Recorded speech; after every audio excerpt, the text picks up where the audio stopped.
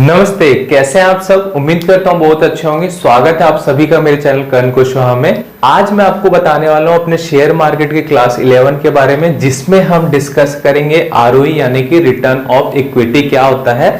साथ ही साथ में हम ये जानेंगे कि डेट टू इक्विटी भी क्या होता है, क्योंकि ये दोनों एक दूसरे से रिलेटेड है। तो चलो, आरओई सबसे ज्यादा इंपॉर्टेंट रेशियो होता है। डेफिनेटली हर रेशियो आपको एक खास चीज कंपनी के बारे में बताता है, बट आरओई बहुत ज्यादा स्पेशल है। क्यों है, चलो मैं आपको आगे चल के बताता हूं। तो सबसे पहले ना, आरओई का फुल फॉर्म होता है रिटर्न ऑन इक्विटी।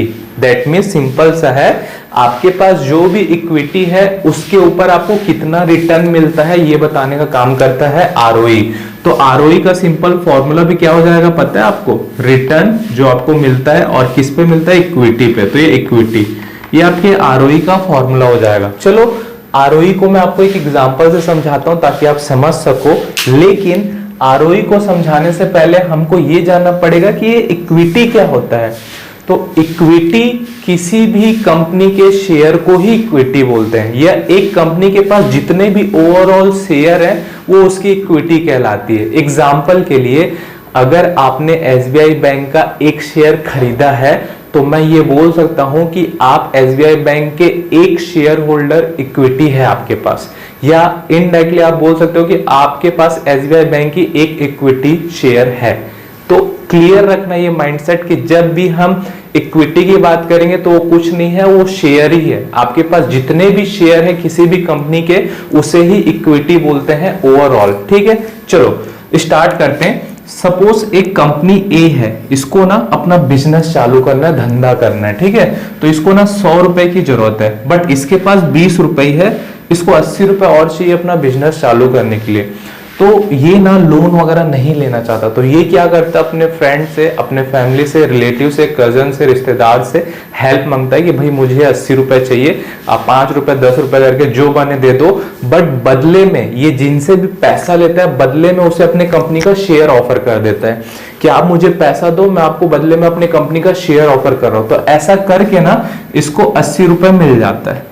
और जिन लोगों से ये 80 रुपए लेता है, अपने फ्रेंड्स, दोस्त, फैमिली यार जिससे भी कजिन से, उनको बदले में अपने कंपनी के शेयर दे देता है। ठीक है, ये कंपनी शेयर दे देती है। ठीक है, तो इनके पास 100 रुपए हो गया, तो इन्होंने 100 रुपए में अपना बिजनेस चालू किया। ठीक है, 1 साल बिजनेस करने के बाद इन्होंने देखा कि इनका जो कैपिटल यानी कि इक्विटी, मतलब ये कंपनी की वैल्यू 100 रुपए है, तो ये 100 रुपए के जितने भी शेयर किए ना, तो ये इस कंपनी की इक्विटी कहलाएगी, जैसा मैंने आपको पहले बताया।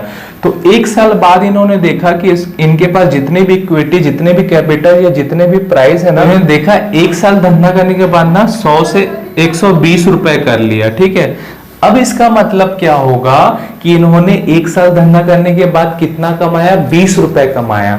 तो इनका जो आरओई है वो कैसे निकलेगा।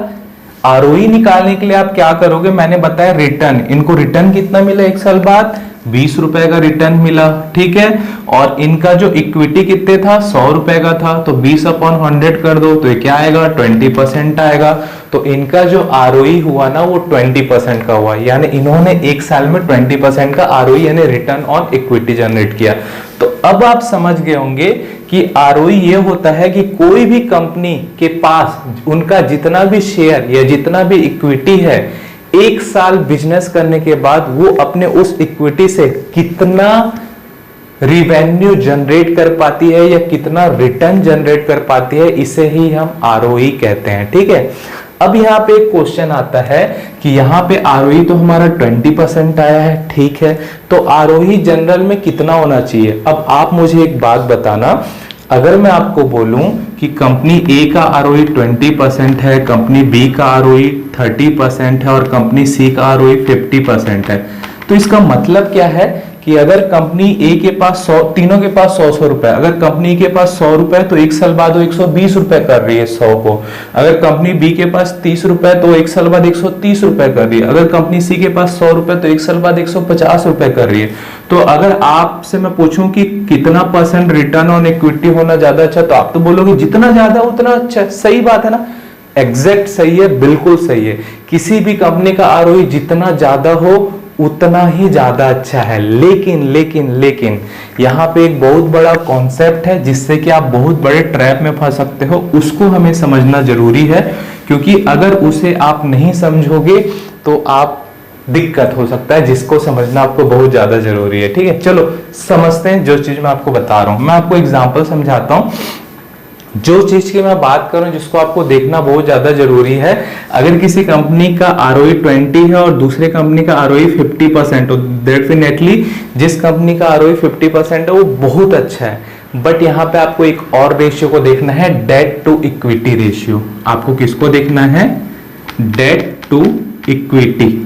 ठीक है, कि कंपनी के पास जो इक्विटी है, कंपनी ने उस इक्विटी के बदले कितना लोन यानी कर्जा लिया हुआ है, ये आपको देखना है।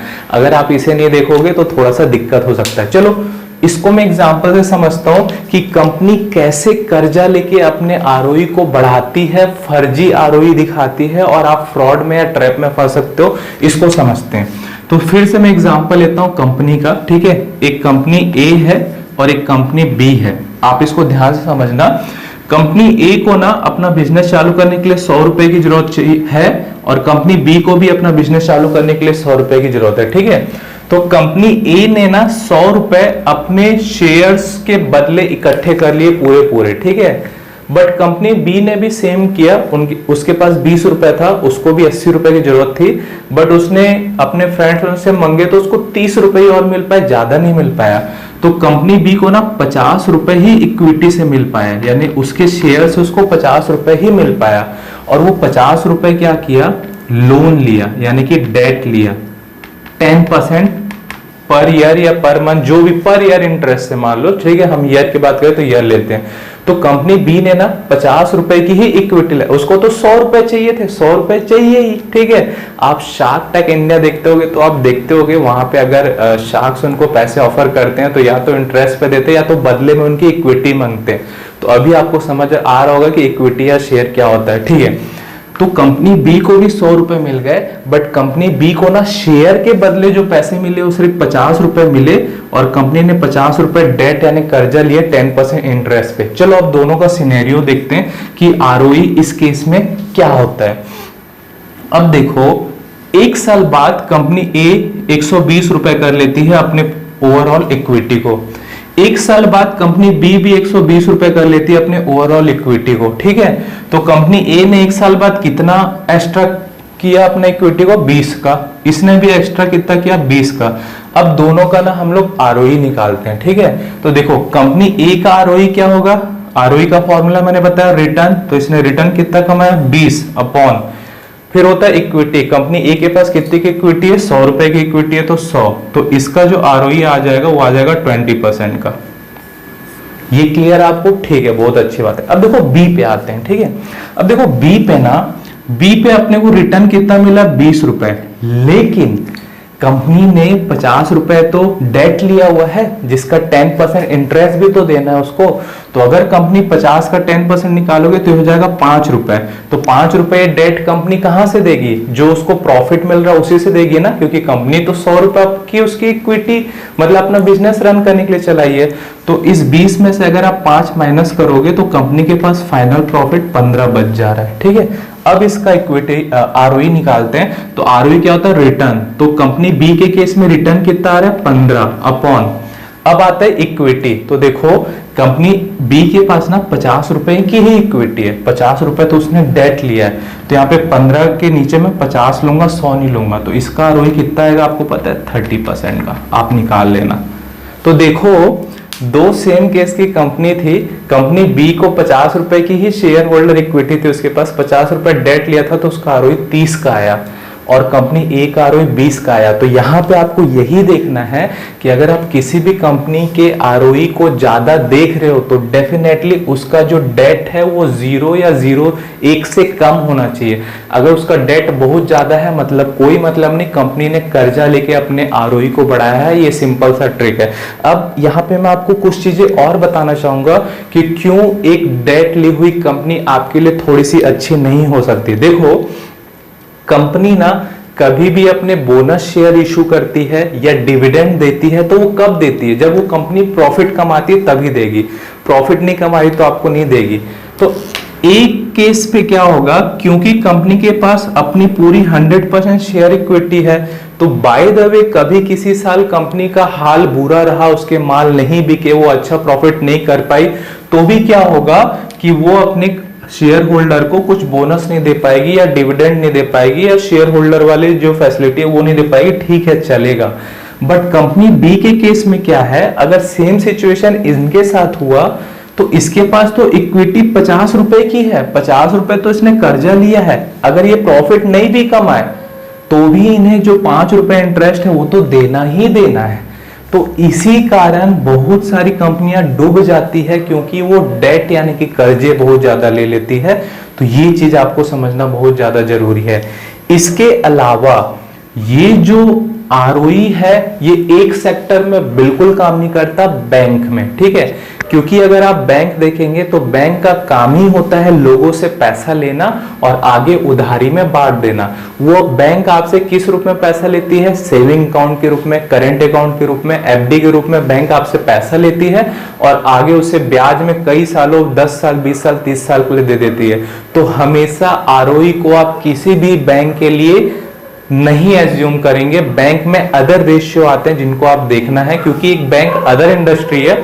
जब मैं आपको बैंक के बारे में जाऊंगा तो बैंक में आपको किन रेशियो को देखना है वो बताऊंगा, बट अभी करंट बैंक के लिए आपको इसको नहीं देखना है। तो मैं उम्मीद करता हूं आरओई का पूरा फंडा समझ आया होगा। चलिए मैं आपको लेके चलता हूं अपने मोबाइल के स्क्रीन पे और लाइव दिखाता हूं कि किसी भी कंपनी के आप आरओई और डेट टू इक्विटी और इसके साथ साथ जो मैंने इससे पहले बताया था पैट, इससे आप कैसे एज्यूम करेंगे और कैसे एनालिसिस करेंगे। तो चलिए आइए चलते हैं। लेके चलता हूँ ना आपको स्क्रीनर ऐप पे, ये आपको प्ले स्टोर में इजी मिल जाएगा। ये ऐप मैं आपको इसलिए बताता हूँ क्योंकि इस ऐप के लिए आपको कोई भी सब्सक्रिप्शन लेने की जरूरत नहीं है, ठीक है। तो इसे मैं ओपन करता हूँ। जैसे आप ओपन करेंगे यहाँ पे देख सकते हैं आपको सर्च का आइकन दिख रहा है, इस पे आप सर्च करेंगे तो सर्च करने का ऑप्शन आ जाएगा। तो आज के लिए ना मैं एक कंपनी को ले रहा हूँ जिसका नाम है सीमेंस, ठीक है। मैं आपको इसके रेशियो को दिखाऊंगा।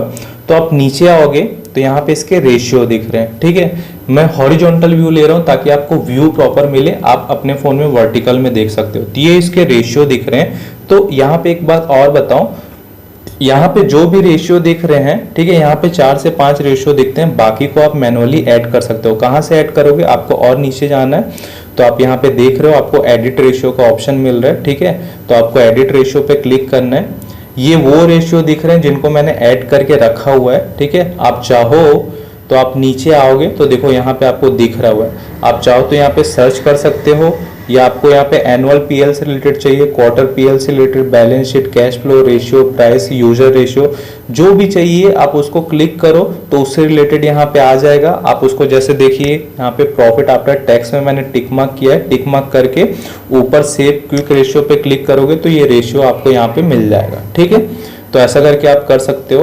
तो क्योंकि हम आरओई का एनालिसिस कर रहे हैं तो आरओई के एनालिसिस को करने के लिए मुझे आरओई चाहिए जो कि बाय डिफॉल्ट चाहिए रहता है, उसके साथ जो कि बाय डिफॉल्ट रहता है, उसके साथ हमको चाहिए डेट टू इक्विटी और प्रॉफिट आफ्टर टैक्स यानी कि पैट, जो मैंने प्रीवियस क्लास में बताया था। तो आप देख सकते हो सीमेंस कंपनी का जो आरओई है ना वो 15.4% है। मतलब कंपनी अपने इक्विटी पे एक साल पे 15.4% का रिटर्न देती है, ठीक है। अब इसके साथ अगर आप इसका पैट देखोगे ना तो ये 23.18 है। तो अगर आप इसको परसेंट में निकालोगे तो ये 23.18 आ जाएगा, ये आ जाएगा 23.18, ठीक है। तो ये देखो कि ये जो कंपनी है ना 23 का मार्जिन देके, मतलब इसका जो पैट है 23 का है, मतलब 23 नेट मार्जिन है इसका और ये 15 का रिटर्न दे रही है। अब वहीं पे आप अगर इस कंपनी का डेट देखोगे ना तो देखो डेट टू इक्विटी है जो है 0.01 है। तो ये आपके लिए एक बहुत अच्छी कंपनी हुई क्योंकि इसका डेट ना के बराबर है और इसका आरओई भी 15 है। अब चलो मैं एक दूसरी कंपनी लेता हूं ताकि आप इस चीज को और अच्छे तरीके से समझ सको, ठीक है। दूसरी कंपनी के लिए मैं दूसरी कंपनी को यहाँ से फिर सर्च करता हूँ जो कि मैं आपको हमेशा पहले ही बता चुका हूँ, पेज इंडस्ट्री की बात करता हूँ जो कि जॉकी की प्रोडक्ट बनाती है। अब इसके अगर आप रेशियो पे जाओगे तो देखो इसका जो आरओई है ना वो 38.4% का है और इसका जो आप पैट देखोगे ना तो इसका पैट 569 है, इसको आप परसेंट में निकालोगे तो ये आ जाएगा 5.69 आएगा, ठीक है। मतलब यहाँ से आपको ये समझ आता है कि ये जो कंपनी है ना कम मार्जिन कमा रही है। हमने सीमेंस में देखा था कि उसका प्रॉफिट मतलब नेट मार्जिन यानी कि पैट 23-24 का था, मतलब वो एक प्रोडक्ट पे 24% का मार्जिन कमा रही थी। बट जो जॉकी है ना वो एक प्रोडक्ट पे मार्जिन तो कम कमाती है, बट देखो उसका जो रिटर्न ऑफ इक्विटी वो 38.4% का है। अब ये देखना जरूरी है कि कंपनी का आरओई इतना अच्छा है तो इसका डेट टू इक्विटी कैसा है। तो अगर आप इसका डेट टू इक्विटी देखोगे तो ये 0.12 है, मतलब कि अच्छा है। कंपनी का डेट हमेशा 0 ना के बराबर या 1 से कम होना चाहिए, मतलब 0.12 0.5 से ऊपर भी नहीं होना चाहिए, तो आपके लिए उतना अच्छा है क्योंकि कंपनी आपको एक्चुअल में रियल वैल्यू दिखा रही है।